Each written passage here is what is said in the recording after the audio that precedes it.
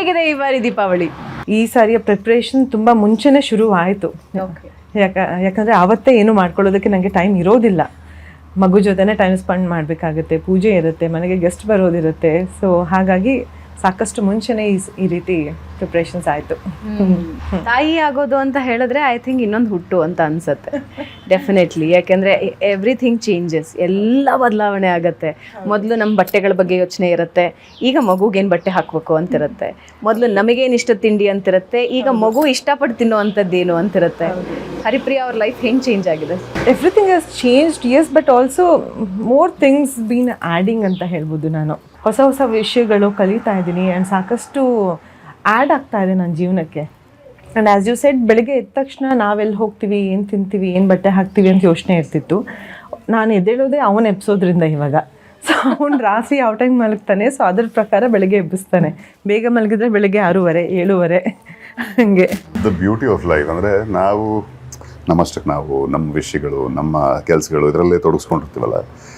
ಈ ಮಕ್ಕಳು ಅಂತ ಆದಾಗ ಯಾರಿಗೆ ಅದು ಪ್ರತಿಯೊಬ್ಬ ತಂದೆ ತಾಯಿಗೆ ಸೊ ಬಂಡಲ್ ಆಫ್ ಜಾಯ್ ಅಂತೀವಿ, ಬಂಡಲ್ ಆಫ್ ಎನರ್ಜಿನೂ ಹೌದು, ಅಷ್ಟೇ ಬಂಡಲ್ ಆಫ್ ರೆಸ್ಪಾನ್ಸಿಬಿಲಿಟಿನೂ ಹೌದು. ಪ್ರತಿಯೊಂದು ಅವ್ರ ಸುತ್ತಾನೆ ಇರುತ್ತೆ. ಆ್ಯಂಡ್ ಟು ವುಮೆನ್ ಎಸ್ಪೆಷಲಿ ಎಲ್ಲ ಹೆಣ್ಮಕ್ಳಿಗೆ ಒಂದು ದೊಡ್ಡ ಸಲಾಮ್. ಯಾಕಂದರೆ ಈಗ ನಾನು I am like second choice ಅವನಿಗೆ. ಫಸ್ಟು ಅಮ್ಮ. ಸೊ ಅಮ್ಮನ್ನ ಎಬ್ಬಿಸಿ, ಅಮ್ಮ ಎದ್ದ ಮೇಲೆ ಮಕ್ಕಳನ್ನ ಎಬ್ಬಿಸ್ತಾನೆ. ಹಂಗೆ ಶುರು ಆದರೆ ಎಲ್ಲದಕ್ಕೂ ಫಸ್ಟ್ ಅಮ್ಮ ಬೇಕಲ್ಲ.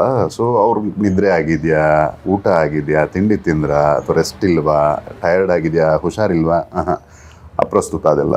ಫಸ್ಟ್ ಮಗು ರಿಕ್ವೈರ್ಮೆಂಟ್ ಏನು, ಅದು ಏನು ಬೇಡಿಕೆ ಇದೆ ಅದನ್ನು ಪೂರೈಸಿದ ನಂತರ ತಾನು ಅನ್ನೋದಕ್ಕೂ ಅಲ್ಲಿ ಸ್ಪೇಸ್ ಇರಲ್ಲ. ಓ ಗಂಡ ಏನೋ ಇನ್ನು ಮನೇಲಿ ಇನ್ಯಾರು ಬಂದರು ಅವ್ರನ್ನ ಅಟೆಂಡ್ ಮಾಡಿ ಆಮೇಲೆ ಲಾಸ್ಟ್ ಚಾಯ್ಸ್ ತಾನಾಗಿರ್ತಾಳೆ. ಸೊ ಹಾಗಾಗಿ ಹೆಣ್ಮಕ್ಳಿಗೆಲ್ಲ ಒಂದು ದೊಡ್ಡ ನಮಸ್ಕಾರ.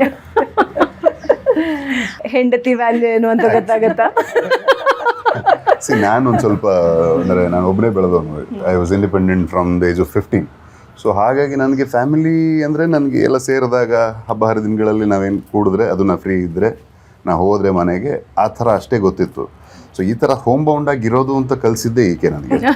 ಸೊ ಮದುವೆ ಆದಮೇಲೆ ಅದೊಂದು ಬದಲಾವಣೆ ಇದೆ, ತುಂಬ ಸಿವಿಯರ್ ಚೇಂಜ್ ಅಂದ್ಕೊಂಡಿದ್ದೆ. ಈಗ ಮಗು ಆದಮೇಲೆ ಇನ್ನೂ ಬೇರೆನೇ ಲೆವೆಲಲ್ಲಿದೆ ಇದು.